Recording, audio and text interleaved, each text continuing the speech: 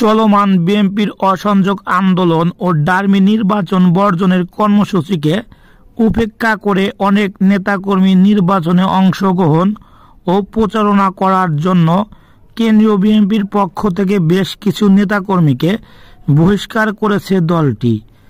এরই ধারাবাহিকতায় সিরাজগঞ্জের বেলকুচিতে স্বতন্ত্র প্রার্থী ও নৌকা প্রার্থীর প্রচারণা করার অভিযোগে সিরাজগঞ্জের বেলকুচি চৌহালিয়া বিএনপির ৫ জনকে বহিষ্কার করেছে কেন্দ্রীয় বিএনপির সিনিয়র যুগ্ম মহাসচিব রুহুল কবির রিজভী।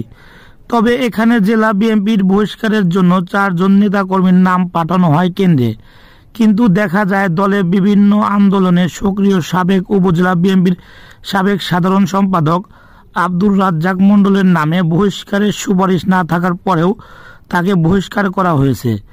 অথচ জেলা বিএনপি তার বিরুদ্ধে কোনো অভিযোগ করা হয়নি।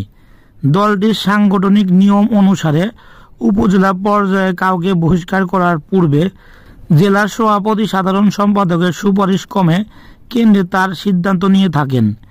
বেলকুচিতে বিএনপির রাজনীতিতে কেন্দ্রীয় বিএনপির সহপ্রচার সম্পাদক আমিরুল ইসলাম খান আলিম ও সাবেক সাধারণ সম্পাদক আব্দুর রাজ্জাক মণ্ডলের মধ্যে দীর্ঘদিন ধরে বিরোধ চলে আসছিল।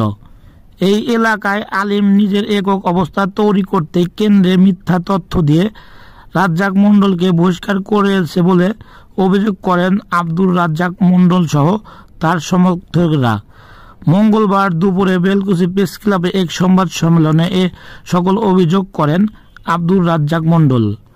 সংবাদ সম্মেলন শেষে উপজেলা বিএনপির নেতাকর্মীরা কেন্দ্রীয় নেতা আলিমের বিরুদ্ধে বিক্ষোভ মিছিল করেন এবং আলিমকে কেন্দ্রীয় বিএনপির থেকে বহিষ্কারের দাবিতে এক বিক্ষোভ মিছিল বেলকুচি প্রেস ক্লাবের থেকে বের হয়ে চালা বাজার সহ প্রধান সড়ক প্রদক্ষিণ শেষে আবারও প্রেস ক্লাবের সামনে এসে শেষ হয়।